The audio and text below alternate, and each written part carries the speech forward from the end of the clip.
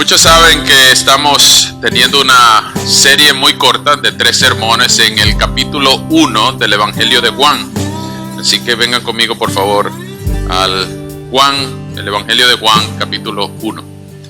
Hoy vamos a hablar de los versículos 6 al 13, así que pongan su dedo allí. Pero mientras ustedes lo buscan, déjenme ilustrarles algo de lo que vamos a ver. Vamos a hablar de Jesús como la luz que vino al mundo. Esta serie se llama La palabra se hizo carne, o el verbo se hizo carne, pero el mensaje de hoy se llama el propósito de la encarnación. ¿Para qué Dios se hizo hombre?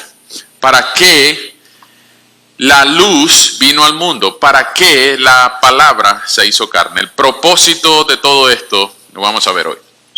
Bien.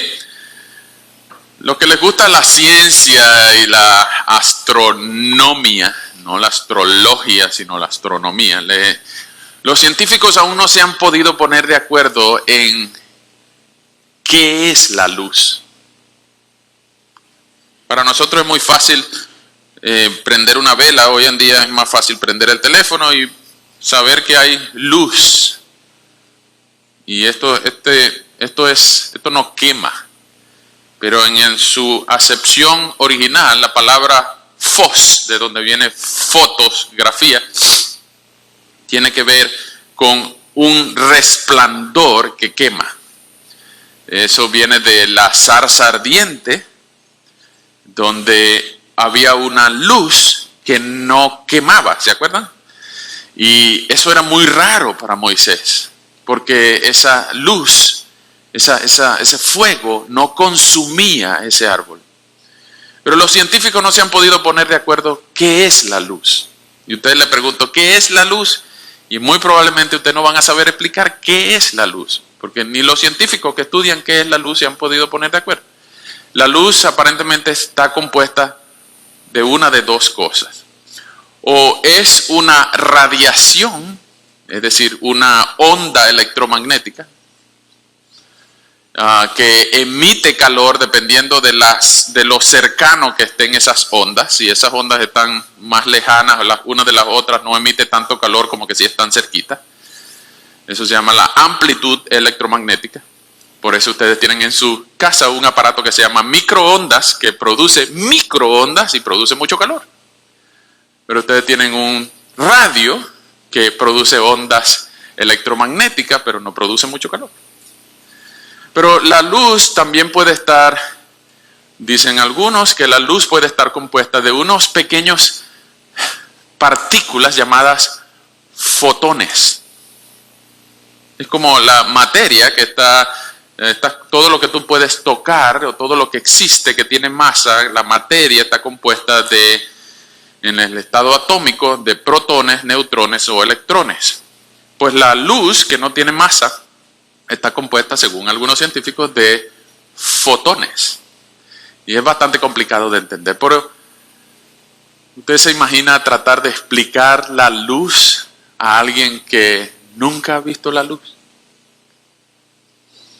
¿Qué preferirían ustedes si, por ejemplo, si ustedes fueran algo así como un murciélago que vive en una caverna, en una total oscuridad? Usted nunca ha visto la luz. Imagínese que usted está tan oscuro como con sus ojos cerrados. O peor aún, usted no tiene ojos. Y tratar de explicarle qué es la luz a alguien es muy complicado. ¿Qué preferirían ustedes? ¿Que yo les lea un libro acerca de la luz? La luz es esto y aquello y lo otro. O que les ponga un video, o mejor dicho, un audio, porque no tienen ojos. Un audio que explique, los científicos explicando qué es la luz. ¿O qué preferiría? Que yo les prendiera un bombillo. O que los llevara en una nave espacial a 10 metros acerca del sol. O que les trajera al creador de la luz. Ese es el texto que vamos a ver hoy. El texto que vamos a ver hoy tiene que ver con todo el libro de Juan acerca de cómo el Dios creador del universo, el creador de todo lo que existe, el que con su sola palabra dijo, sea la luz. Se hizo como uno de nosotros. Se puso un cuerpo como el tuyo, como el mío, para andar entre nosotros y con un propósito muy especial, que ya lo vamos a ver. Así que vengan conmigo, vamos a leer Juan, vamos a detenernos en los versículos 6 al 13, pero voy a leer, para poder tener el contexto, vamos a leer desde el versículo 1. Juan 1, 1 al 13. ¿Ok? En el principio ya existía la palabra, y la palabra estaba con Dios, y Dios mismo era la palabra. En el principio la palabra estaba con Dios. Por ella fueron hechas todas las cosas, y sin ella nada fue hecho de lo que ha sido hecho. En ella estaba la vida, y la vida era la luz de la humanidad. La luz resplandece en las tinieblas, y las tinieblas no prevalecieron contra ella. Hubo un hombre enviado de Dios, el cual se llamaba Juan. Este vino por testimonio, para dar testimonio de la luz, a fin de que todos creyeran por él. Él no era la luz, sino que vino para dar testimonio de la luz. La palabra, la luz verdadera, la que alumbra a toda la humanidad, venía a este mundo. En el mundo estaba, y el mundo fue hecho por ella, pero el mundo no la conoció. La palabra vino a los suyos, pero los suyos no la recibieron. Pero a todos los que la recibieron, a los que creen en su nombre, les dio potestad de ser hechos hijos de Dios, los cuales no son engendrados de sangre, ni de voluntad de carne, ni de voluntad de varón, sino de Dios. Vamos a orar. Amado Señor, gracias por este nuevo día y este nuevo tiempo juntos acá. Rogamos tu bendición en esta hora, que nos edifiques a la luz de tu palabra y nos permitas conocer a la luz del mundo un poquito más. Rogamos, Señor, que nos ayudes en esta hora a amarte, a conocerte, a desearte, a atesorarte, a buscarte más en este nuevo año que comienza. Y oramos, Señor, que este sea el año en el que tú decidas volver por tu pueblo. Si es así, Señor, aquí encontrarás una y muchas iglesias que te aman, te esperan. Y nosotros acá, Señor, rogamos que traigas gloria a tu nombre en este día una vez más y en este año hasta que tú vengas por nosotros. Bendice a tu pueblo, Señor, a cada uno de los presentes, a cada uno de los que escuchan atentamente. Y rogamos, Señor, que tu luz alumbre en nuestros corazones. Nos ayude, Señor, a entender el propósito de la encarnación. A ti la gloria y el honor. En el nombre de Jesús. Amén. Bien, vamos a ver 3 puntos nada más. Vamos a ver el propósito de Juan, el propósito de la palabra y el propósito de la encarnación. Todos están conectados. Primero vamos a ver el propósito de Juan. Juan es aquel que leyó el libro acerca de la luz. A los que no tenían ojos, a los murciélagos, a los cavernícolas, a los que vivían en la oscuridad, Juan es el que le leyó el libro acerca de la luz. Les puso un video en YouTube acerca de la luz y le estaba explicando lo que es la luz. Porque Juan, recuerden, este Juan de que habla el versículo 6, no es Juan el apóstol quien escribe este evangelio. Es Juan el Bautista. Y ustedes saben que Juan el Bautista es uno, según palabras de Jesús, el hombre más grande que ha vivido nacido de mujer. No hay otro más grande que Juan. ¿Por qué? Bueno, porque él es el que anunció la venida del Mesías. Él es el que, según Isaías 40 y según las profecías de la anunciación del Mesías, él iba a preparar el camino para que viniera el Mesías, preparar los corazones, abrir las sendas del pueblo para que viniera el Mesías. Juan el Bautista, aunque ustedes leen de él en el Nuevo Testamento, ustedes leen de él en Marcos 1, en Mateo 3, en Lucas 3, Juan el Bautista es el último profeta del Antiguo Testamento. ¿What? Juan el Bautista es el último profeta del Antiguo Testamento. Porque lo que hacían los profetas del Antiguo Testamento era anunciar un Mesías que iba a venir y preparar al pueblo para un mensaje de parte de Dios. Denunciar el pecado, pero preparar los corazones del pueblo para un Mesías que iba a venir. Eso fue lo que hizo Juan el Bautista.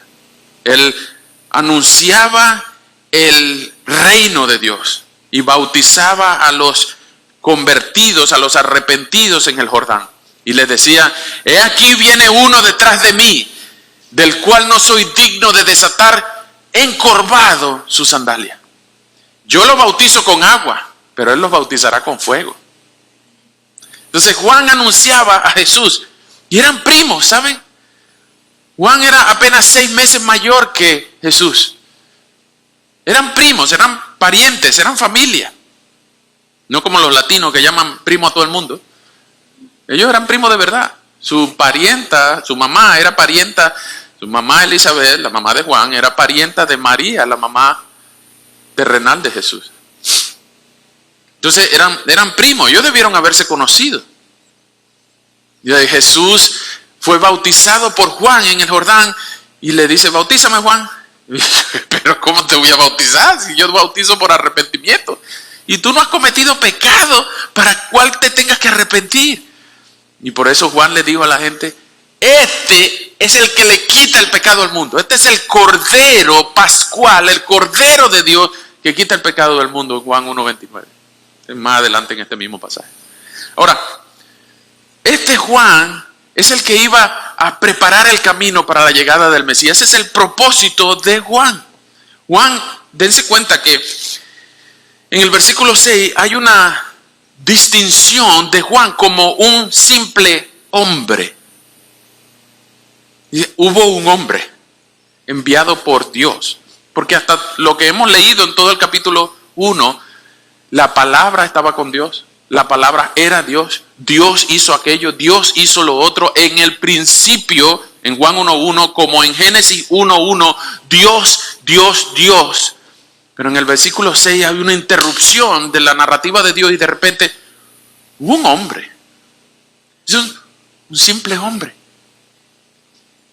Un simple hombre que Dios envió como testimonio. ¿Saben cuál es la palabra original para hablar de testimonio? En el versículo 7, este vino por testimonio, para dar testimonio a fin de que todos creyeran por él. Pero él no era la luz. Él vino a hablar de la luz. Él vino a preparar los cables para cuando pasaran el switch la gente conociera la luz. Pero él era el testimonio. ¿Saben cuál es la palabra? Es martureo, de donde aparece el martirio. Y Juan es un mártir. Nada menos que ese trabajito de preparar el camino para el Señor le costó su cabeza. Entonces Juan vino para preparar el camino, para presentar a Jesús públicamente como el Mesías, el Cordero de Dios que quita el pecado del mundo. Esto es una figura que para nosotros puede decir, ok, gracias Juan por prepararnos el camino, gracias por no hacernos dudar, gracias por presentarnos a Jesús. Pero nosotros no estamos entendiendo lo que ocurre aquí si no entendemos cómo funcionaba el mundo antiguo. En el mundo antiguo, y hoy en día también, cada vez que alguien, un rey, una persona importante iba a llegar a una ciudad, mandaban a un heraldo. Un heraldo es esa persona que le decía y pegaba carteles en los lugares importantes, en la plaza de la ciudad, y de mañana va a venir fulanito de tal. Bueno, no ningún fulanito de tal. Mañana va a venir el don fulano tal, el rey. Y sale en el periódico, mañana nos visitará el rey tal. O vienen 3 niñitos diciendo, extra, extra, mañana va a venir el rey tal. Ese es el heraldo, el que anuncia de antemano la venida de otra persona. Ustedes que están en esta ciudad de Washington, D.C., ustedes están familiarizados. En algún momento usted está con su carro en un semáforo y de repente un policía se para aquí, un policía se para aquí y empiezan todas las sirenas. ¡Woo, woo, woo, woo, woo, woo! Y se tranca esa calle porque va a pasar la limusina presidencial. Y policías, ambulancias, helicópteros y un montón de heraldos porque va a pasar el presidente. Pero Juan no tenía sirenas, no tenía limusinas, no tenía carros blindados. Juan solamente tenía su voz y la profecía del Antiguo Testamento que le avalaban para dar a conocer a su primo como el Cordero de Dios que quita el pecado del mundo. Entonces, la función de Juan es exactamente la misma que un prefecto en nuestros pueblos hace. Él reconoce públicamente, afirma y reconoce y valida a alguien como el Mesías. En nuestros pueblos no podemos tener una cédula, una partida de nacimiento, un documento de identidad sin que algún prefecto lo firme. Pues Juan funciona como el prefecto que presenta a Jesús. El notario público que dice, sí, es verdad. Él es el que estábamos esperando por miles de años. Él es. Por eso Dios lo mandó adelante. Y no solamente por eso, sino para cumplir también la profecía en Isaías 40 y en otros pasajes. Entonces, el propósito de la venida de Juan es para dar testimonio de la luz. Juan les explicó la luz. Juan les dijo, esta es la luz, así es la luz, así funciona la luz, está compuesta así. Y la idea de Dios es que la gente creyera por él. Vean lo que dice el versículo 7, el final del versículo 7. Que todos creyeran en Jesús por el testimonio de Juan. No de Jesús. Bueno, todavía no, al menos en el versículo 7 no. Pero la idea de que Juan diera testimonio, de preparar el camino, es que todos creyeran por lo que Juan decía. Pero no creyeron. No creyeron. Salvo Andrés, salvo algunos de los discípulos de Juan, salvo algunos de los que Juan bautizó, que el texto, sobre todo el texto de Mateo, narra diciendo que algunos de los que eran de Juan creyeron en Jesús por el testimonio de Juan. Muy pocos de los que se arrepintieron en el Jordán y fueron bautizados en el Jordán por Juan, muy pocos siguieron a Jesús. Pero él, versículo 8, él no era la luz. Él hablaba de la luz. Él enseñó de la luz. Pero él no era la luz. ¿Por qué? Porque la luz era la palabra. En el versículo 4 dice que en la palabra estaba la vida y la vida era la luz de la humanidad. Todo este pasaje del 1 al 18 está compuesto de mucha luz, mucha vida y mucha gloria. Porque la palabra se hizo luz, vida y gloria. Todos esos adjetivos tienen que ver con el mundo antiguo, el mundo griego que valoraba el concepto del logos. El concepto del logos en el mundo antiguo era la fuerza impersonal que mantenía unido todo el universo. Para los griegos el logos es lo que para nosotros es Dios, el creador, la fuerza de la vida, el origen de la luz. Pero los griegos no entendían eso. Ahora Juan, este es Juan el apóstol, magistralmente recibe del Espíritu Santo diciendo que sí, nosotros, como ustedes griegos, nosotros también creemos en el logos. Lo que pasa es que nosotros creemos en un logos que se hizo carne. Nosotros creemos en un verbo. Nosotros creemos en la palabra que mantiene unida todo el universo. Y que por la palabra, todo lo que, versículo 3, sin ella nada fue hecho de lo que ha sido hecho. Nosotros también creemos en el logos. Lo que pasa es que nosotros creemos en un logos, en el versículo 14, se hizo carne y habitó entre nosotros.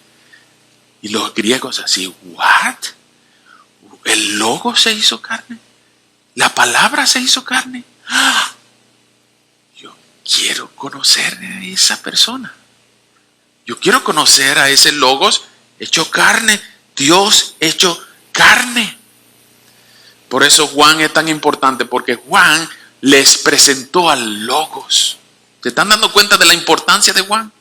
Y Juan hizo lo que hizo, le presentó a Jesús y se quitó del medio. Por eso Jesús habla en Juan 3, diciendo, entre los hombres nacidos de mujer, no hay ninguno más grande que Juan.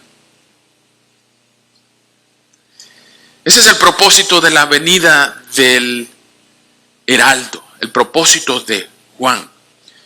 Pero ya vemos en el versículo 9 que el personaje principal de Juan 1 no es Juan. Él no era la luz. Versículo 7. Él daba testimonio de la luz, pero él se quitó del medio. El personaje principal es el Logos, la palabra, la luz verdadera que venía al mundo. Versículo 9 dice, la palabra, la luz verdadera, la que alumbra a toda la humanidad, venía a este mundo. ¿Ustedes se imaginan que a ustedes están en una, no tienen ojos, son como unos murciélagos, están viviendo en una caverna y ustedes cierren los ojos para que entiendan más o menos lo que estoy diciendo, y alguien venga y les diga, mira, va a venir algo que se llama la luz y es la que le va a poner color a todo lo que existe. Tú tocas y tocas en la caverna, pero todo tiene color. ¿Color? ¿Qué es color? No todo es bonito, no todo es negro. ¿Negro? ¿Qué es negro? No puede haber el completo entendimiento si la luz no le da color a todo lo que existe. Imagínense lo triste que debe ser. No hay ningún ciego aquí, ¿verdad? Sí. Lo triste que debe ser ciego. Que tú toques, pero no puedas ver. Debe ser triste eso, ¿cierto? Las personas que son ciegas, usted conoce, ellos no pueden entender igual que tú. Pero cuando la luz resplandece en sus ojos, tú puedes ver claramente. Puedes ver claramente. Por eso el versículo 9 dice, y empieza del 9 y 10, el propósito de la luz. ¿Cuál es el propósito de la luz? El propósito de la luz es alumbrar. Alumbrar.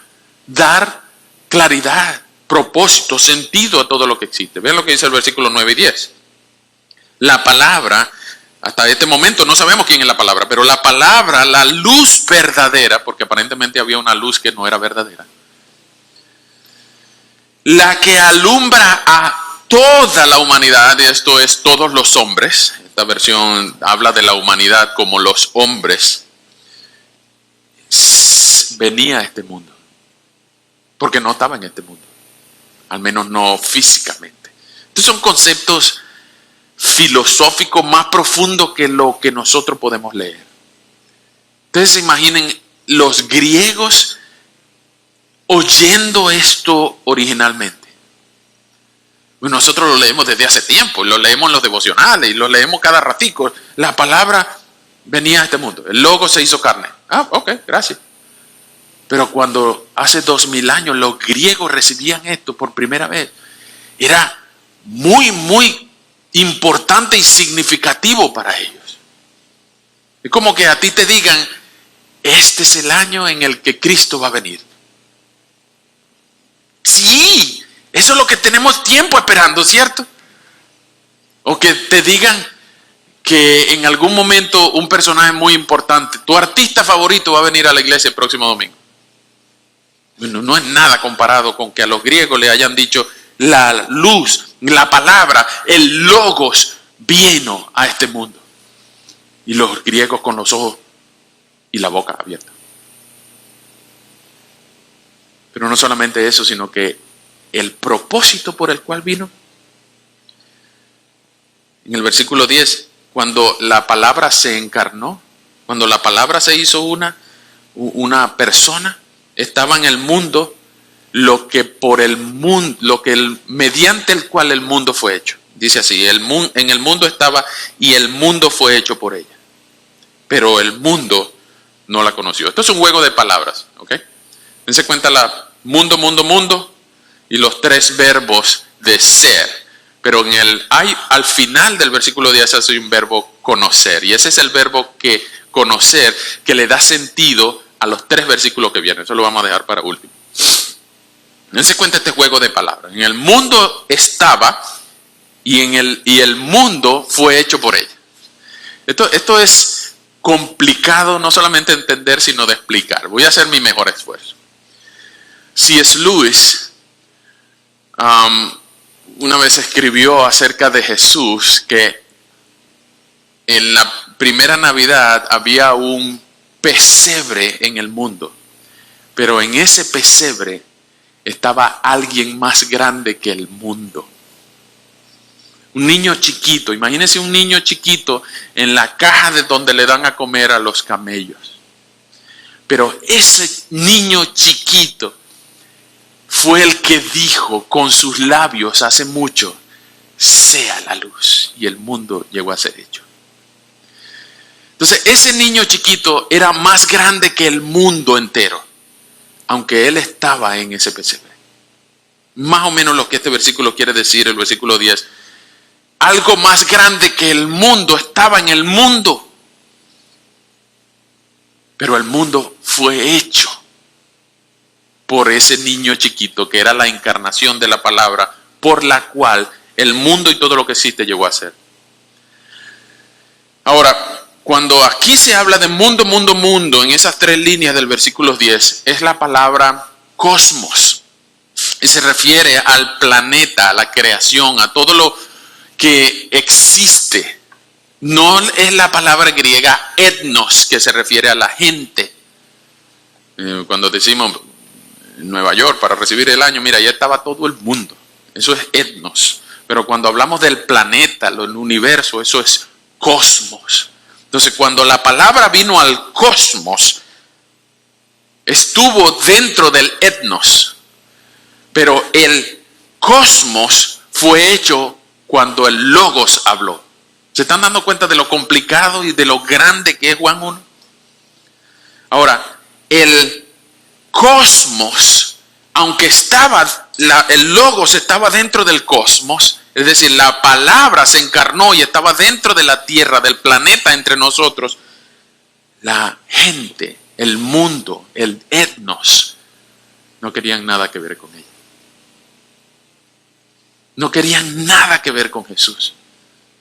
Y ustedes pueden revisar un poco la historia de la encarnación no solamente de los primeros 30 años de Jesús, sino de los 3 años de ministerio cuando Jesús empezó a hacer milagros, empezó a echar fuera demonios, empezó a sanar enfermedades, a devolverle el oído a los sordos y la vista a los ciegos, resucitar muertos. Y la gente lo aclamaba y querían ponerlo de rey. Pero cuando empezó a predicar, hicieron apedrearlo.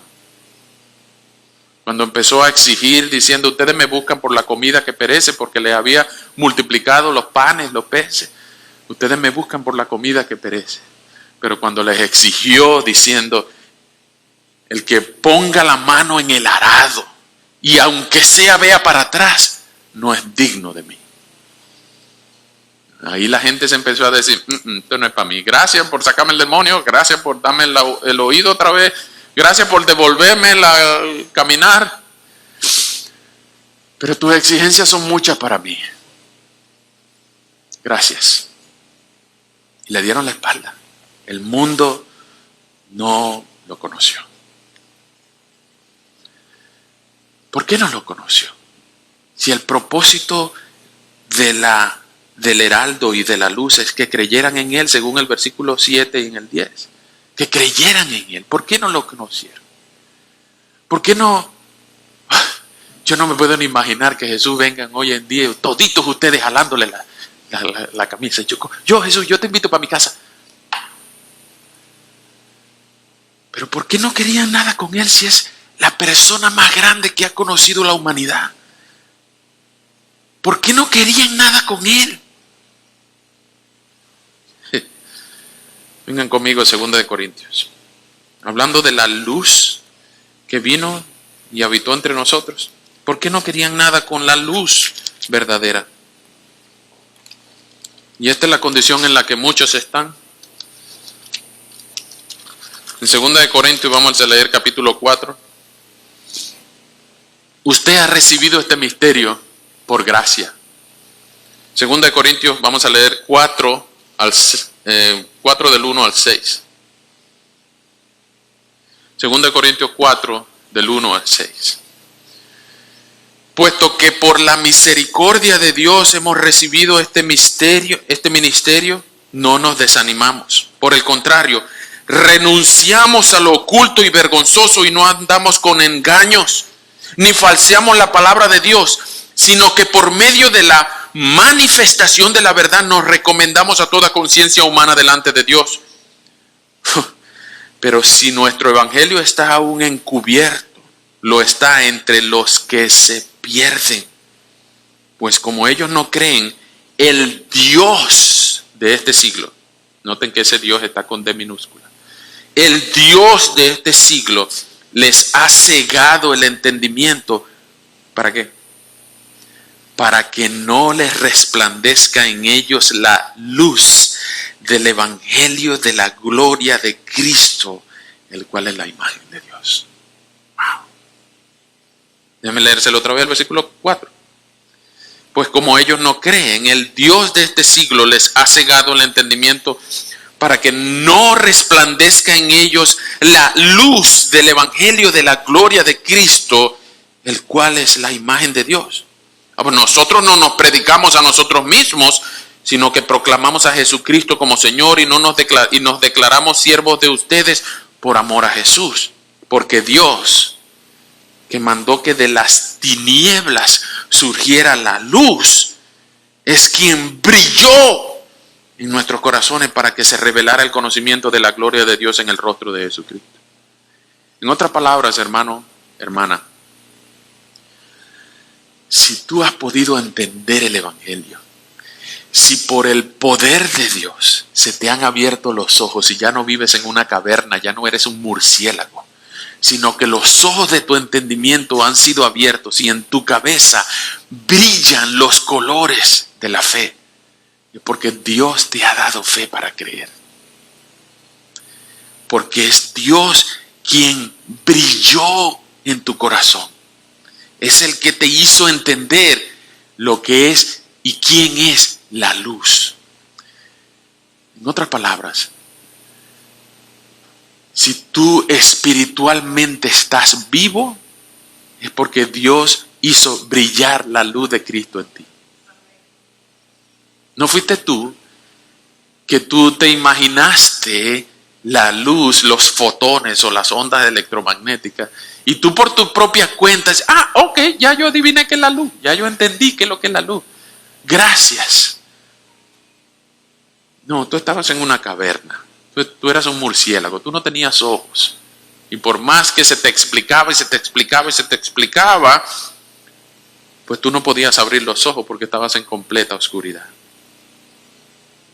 Así como muchos en el mundo, aunque la palabra estaba en el mundo por hecho fue ella, muchos no la conocieron. Y ese es el tercer punto. ¿Cuál es el propósito entonces de que la luz haya venido a estar entre nosotros? ¿Cuál es el propósito de la encarnación? Tercer punto, el propósito de la encarnación.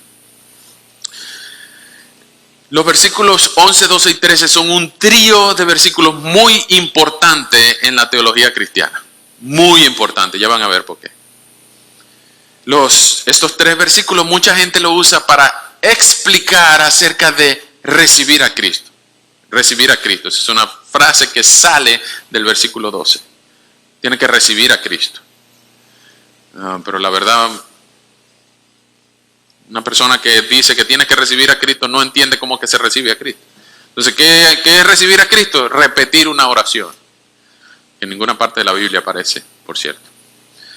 Entonces, el propósito de la encarnación viene del versículo 7, el propósito del testimonio de Juan para que crean en la luz por el testimonio de Juan. Viene del versículo 10 que el deseo de la palabra es que la conozcan. El deseo de la palabra es, en el versículo 9, alumbrar a toda la humanidad y sacar a la luz todo pecado, todo cosa oculta, dice en otro texto de la Escritura. Pero el propósito de la encarnación es para que nosotros podamos ser salvos. ¿Cómo sabemos eso? Por este trío de versículos. Porque aquí está lo que algunos llaman el plan de Dios. A mí no me gusta usar esa frase del plan de Dios, porque el plan puede como cumplirse o no cumplirse. A veces uno hace un plan de viaje y termina en otro lado. Pero Dios no tiene plan B.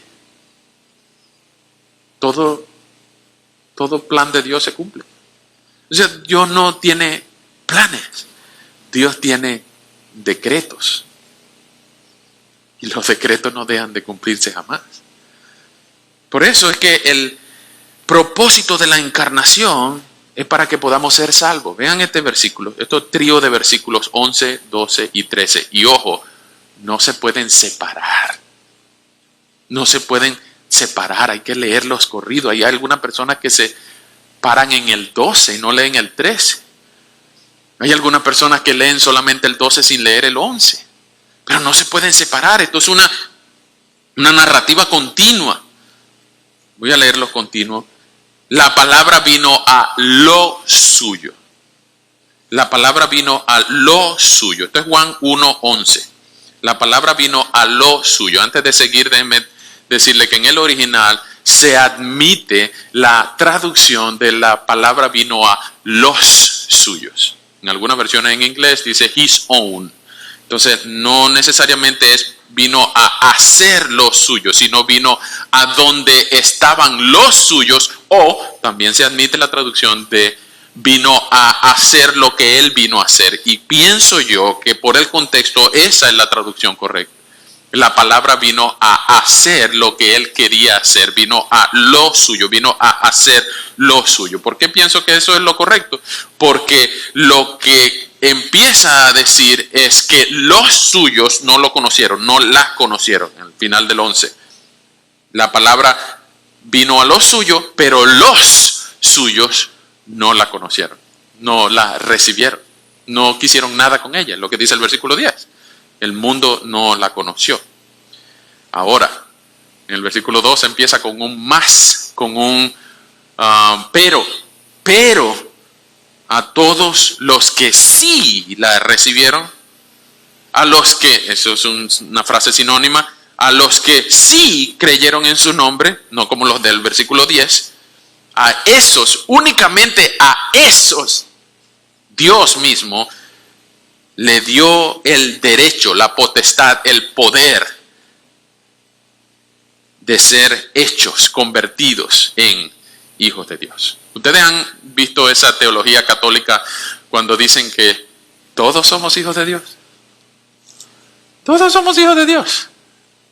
Ayer se murió Joseph Ratzinger, que fue el mejor conocido como Benedicto XVI, el papa anterior al Papa Pancho, el Papa Francisco, que es Jorge Bergoglio. Pero Joseph Ratzinger tuvo que renunciar por algunas posiciones bíblicas que tenía. En el 2007 creo que fue, en 2013, no, en el 2013 él renunció, en el 2007 él eliminó la figura del limbo en el cual los niños no bautizados entraban, supuestamente, según la teología católica, para no llegar al infierno por no haber sido bautizados. Ellos quedaban en un limbo, según la teología católica. Pero Ratzinger, el Papa Benedicto, dijo, eso no, olvídense de eso. Y así dijo, esto ha sido una mentira histórica de la iglesia. ¡Wow! Y lo hicieron renunciar por sus posturas bíblicas. Una de las mentiras que que el catolicismo ha diseminado es que todos somos hijos de Dios.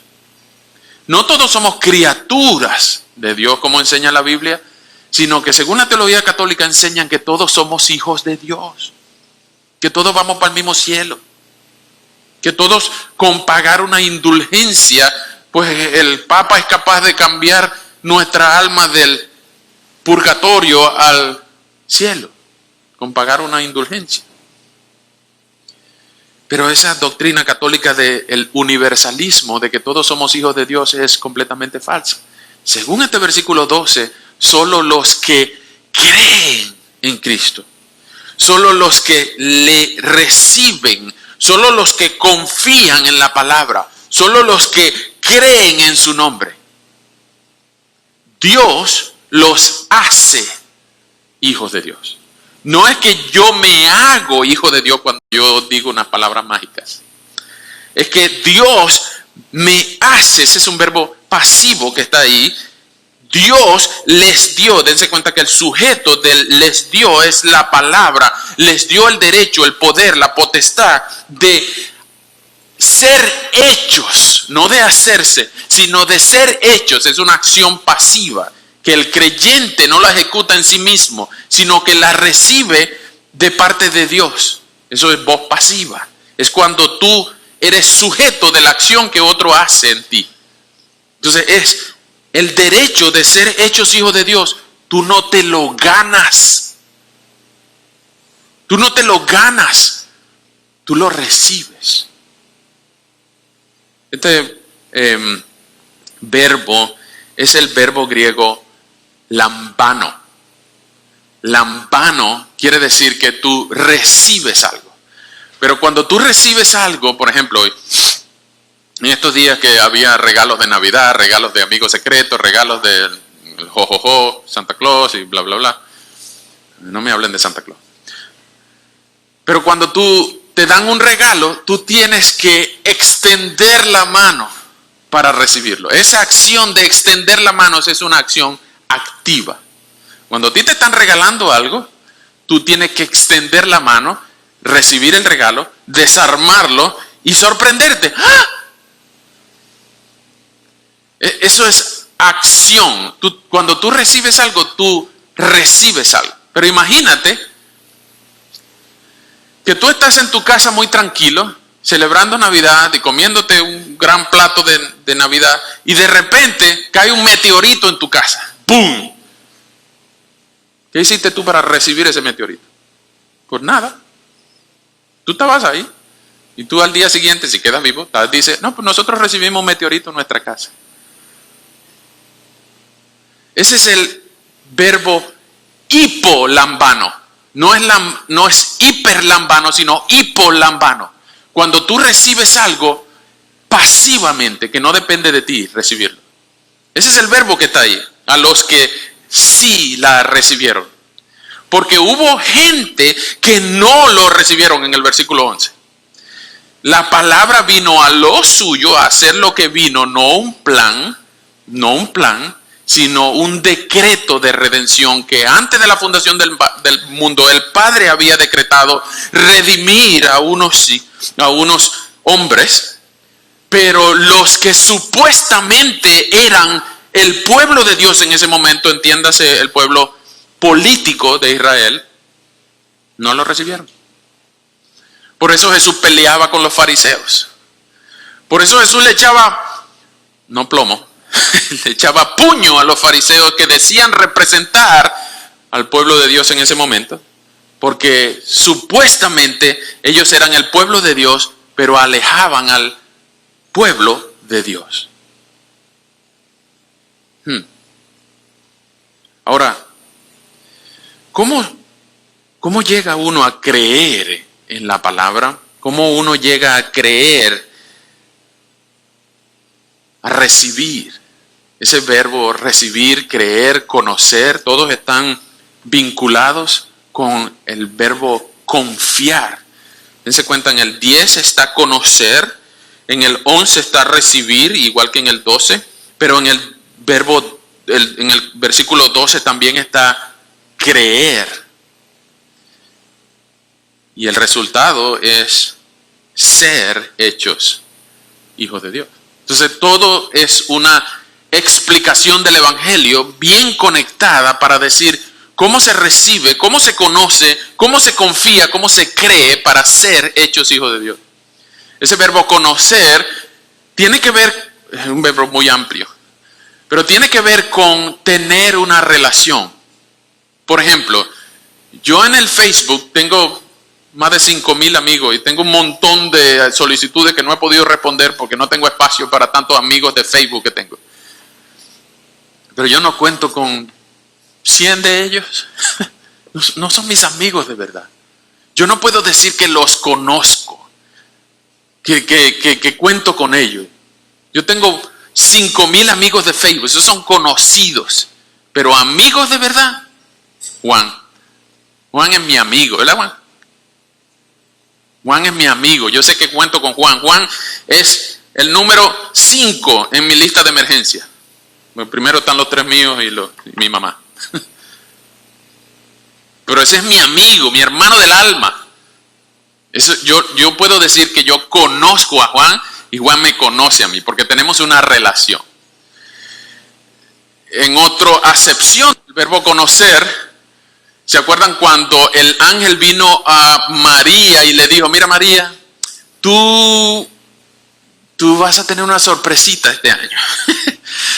Tú vas a salir embarazada del Espíritu Santo, se va a poner una sombra, hay niños en la sala y yo te voy a decir cómo es más o menos que el Santo Espíritu de Dios te cubrirá con su sombra y tú vas a salir embarazada. Y María, como los niños en la sala, dijo, pero ¿cómo será eso si yo no conozco varón? ¿Será que ella no tenía ningún amigo varón en el Facebook? Por supuesto que tenía amigos varones. Por supuesto que sabía quién era José, pero no tenía una relación con él. ¿Notan lo que estoy tratando de decir? Pero no solamente después que María no conocía a varón, sino que cuando el ángel le dijo a José, sí, José, tranquilo, no te preocupes José, todo está bajo control, todo está fríamente calculado. Y cuando nació el niño Jesús, dice el texto que José conoció a su mujer. ¿Será que no la conocía? Por supuesto que sabía quién era, pero no había tenido una relación con ella. Entonces este verbo conocer no es solamente saber quién es, saber de aquí, sino tener una relación personal, íntima con esa persona. En el caso de los suyos que no la recibieron, pero los que todos sí lo recibieron, a los que confían, no solamente creen mentalmente, sino a los que confían en su nombre, les dio la potestad de ser hechos hijos de Dios. ¿Cómo nacen esos hijos de Dios? Según Juan 3, la conversación con Nicodemo, entonces podemos ver que tú no naciste de la barriga de tu mamá porque tú quisiste. Fue Dios quien te puso ahí. Pero ese es el primer nacimiento.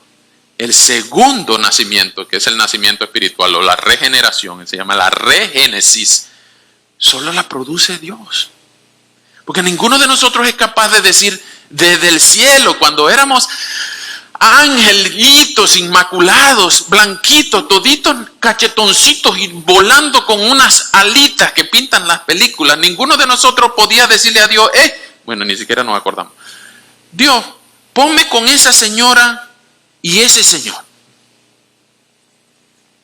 No, eso no es verdad.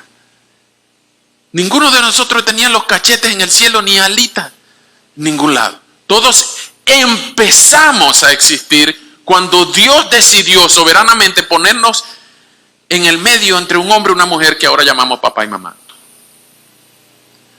Y se hayan portado como se hayan portado. Dios es el Padre soberano que nos hizo nacer la primera vez y es el único capaz de hacernos nacer la segunda vez. ¿Cómo sabemos eso? Porque el versículo 13 le pone la guinda al pastel. El versículo 13 cierra todo el propósito de la encarnación diciendo que es para que nosotros podamos conocer a Dios, pero también para su gloria, para que nosotros no podamos gloriarnos, jactarnos de que yo me salvé. ¿Cómo sabemos eso? Vengan conmigo al maravilloso versículo 13 de Juan 1. Los hijos de Dios no son engendrados de sangre, ni de voluntad de carne, ni de voluntad de varón, sino de Dios. Hermano, hermana, si tú eres un hijo de Dios, tú no tienes ni un poquito de mérito en tu salvación. Tú no fuiste engendrado gracias a ti. No fuiste regenerado gracias a ti. No fue porque tu mamá y tu papá se pusieron de acuerdo, se enamoraron y en un romance tan lindo como una novela de Corintellado se enamoraron, se dieron 3 besitos y a los 9 meses saliste tú. No son engendrados por sangre. Segundo, no es por voluntad de carne, es decir, de tu carne. No es que tu papá y tu mamá te engendraron, sino que ya cuando tú estabas grande y tuviste cerebro para pensar, no tuviste la capacidad de entender el evangelio sin la intervención de Dios por tu propia carne. No es por tu carne que tú llegaste a ser hijo de Dios, por tu voluntad, no. Ni tampoco por la voluntad de varón. ¿Qué quiere decir eso? No por voluntad de varón no quiere decir que naciste de un varón, sino que tú no eres decretado por ningún hombre como hijo de Dios. Y este es un palazo en la cabeza del catolicismo. Yo no soy hecho hijo de Dios porque un fulano me tocó con ningún cetro o un supuesto profeta me puso la mano en la frente y me tumbó. No es por voluntad de ningún hombre que tú llegaste a ser hijo de Dios. Es porque la luz resplandeció en tu corazón. Tú fuiste engendrado. No por voluntad de sangre, no por voluntad de carne, no por voluntad de varón, sino de Dios. ¿Cuánta gloria recibe Dios en tu salvación? Pues toda o nada. Si tú te quedas con un poquito de la gloria diciendo, pero que yo tuve que arrepentirme. Por supuesto, tú tuviste que arrepentirte.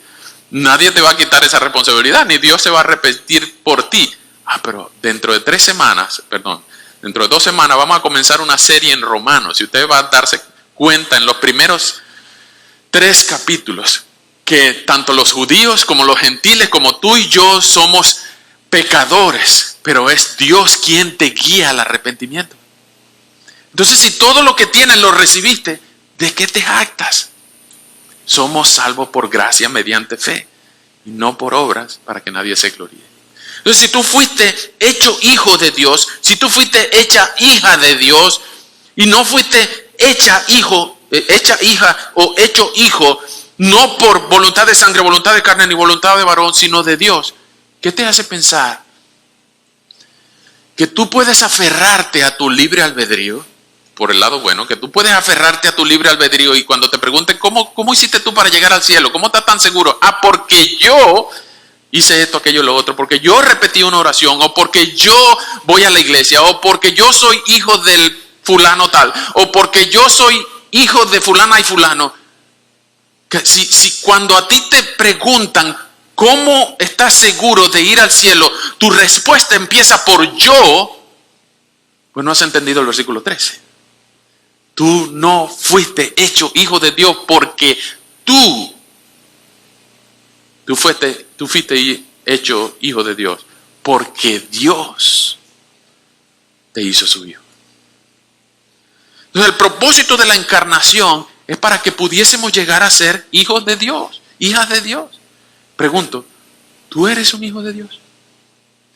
¿Tú eres una hija de Dios? ¿Estás segura de eso?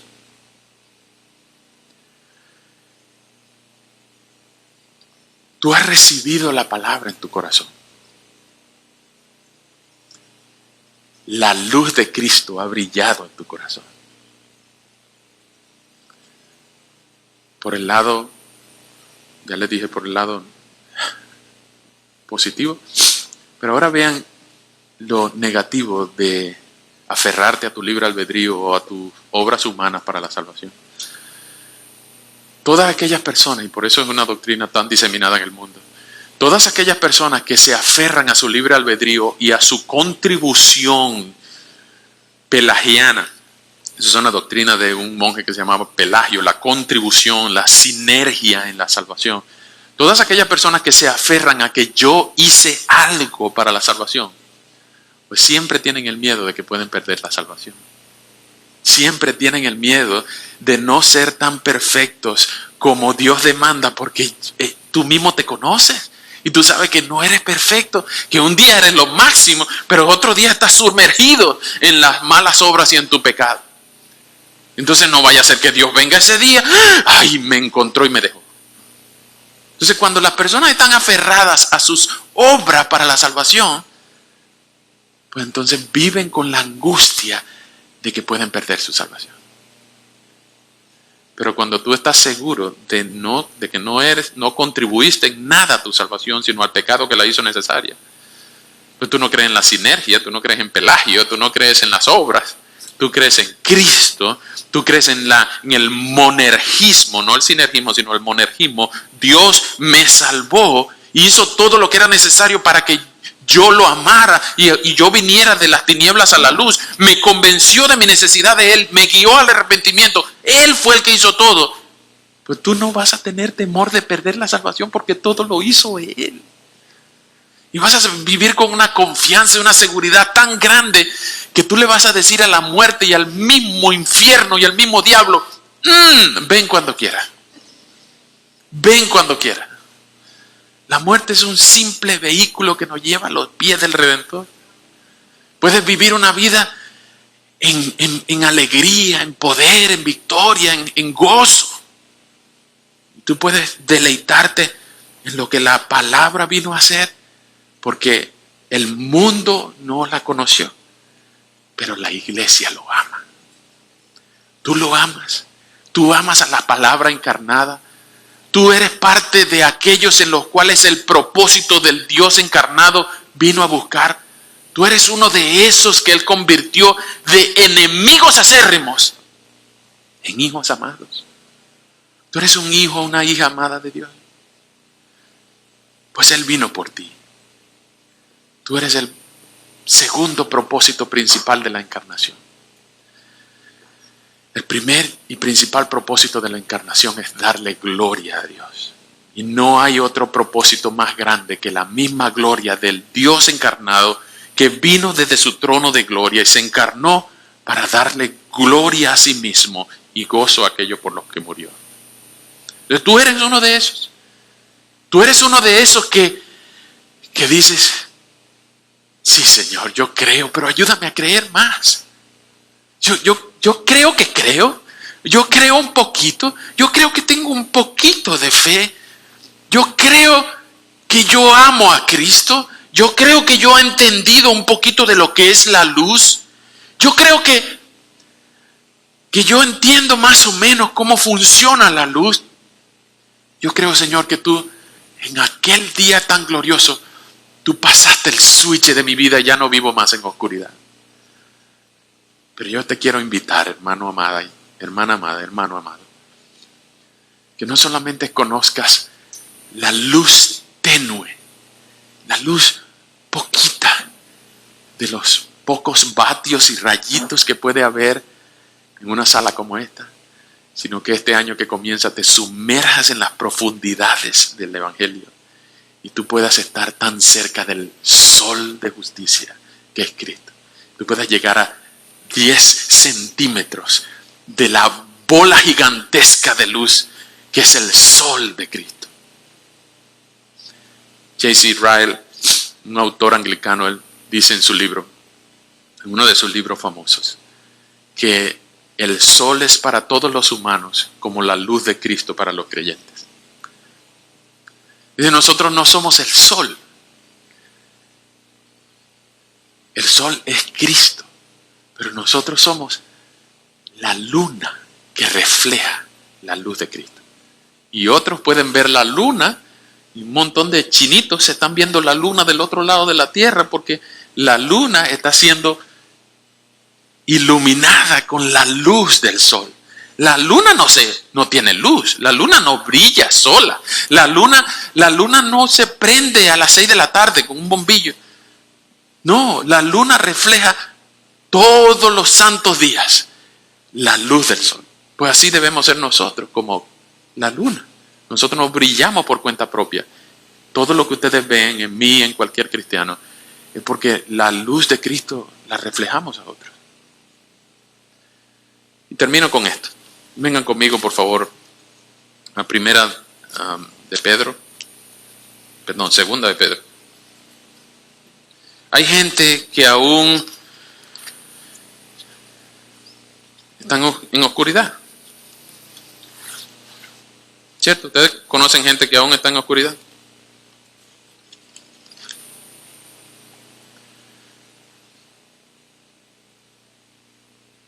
Mientras, en Marcos 5, mientras Jesús estuvo en la tierra, Él se reunió con los hijos del trueno, Jacobo, Juan y Pedro, y en aquel día de la transfiguración, Jesús se mostró tal como Él es. Y en la transfiguración, el rostro de Jesús se iluminó con un resplandor.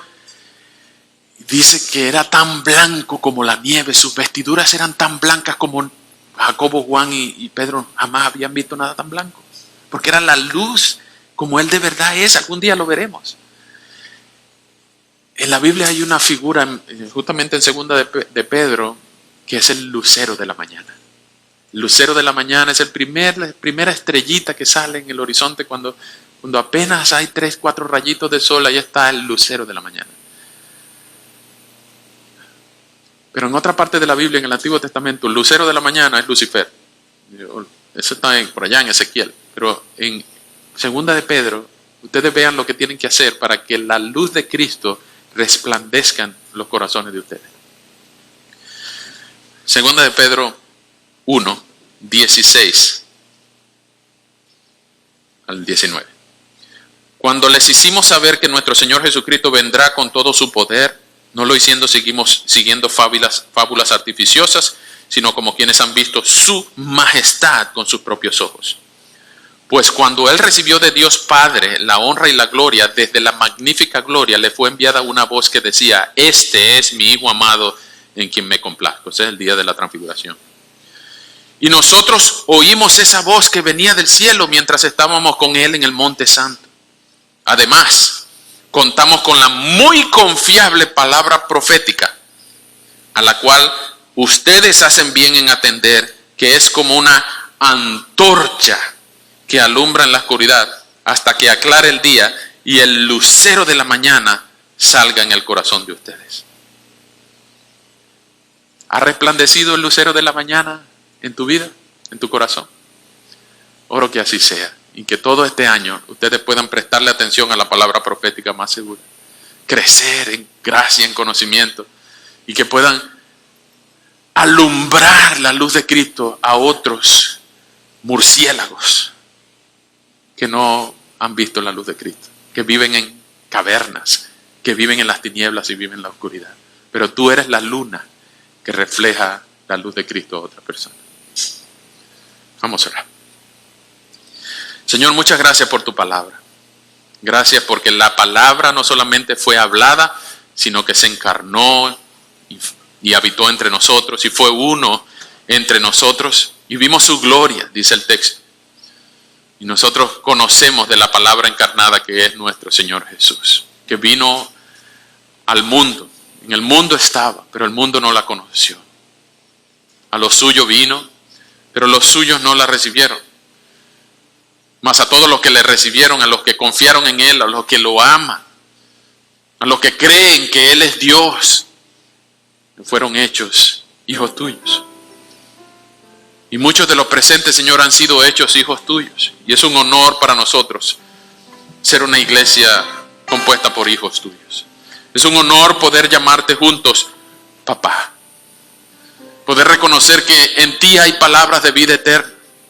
Y que en ti hay seguridad de haber sido hechos, de haber recibido pasivamente la salvación y de haber conocido al Cristo, la luz del mundo, la luz que alumbra, la luz que descubre todo pecado y saca a la luz todo lo malo que hay en nosotros, pero la luz que también ofrece limpieza, perdón, restauración. Señor, si hay alguien cuyos ojos todavía están vendados y no le ha resplandecido la gloria, la luz de Cristo en su corazón, Señor, rogamos que en este año pueda verte claramente.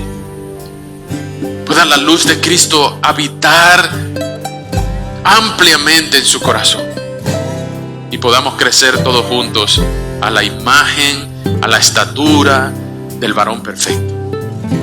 Y es que te amamos, Señor. Te necesitamos. Y rogamos que tu luz abunde, brille en nosotros personalmente y en esta iglesia a nivel colectivo. A ti la gloria y el honor. En el nombre de Jesús. Amén.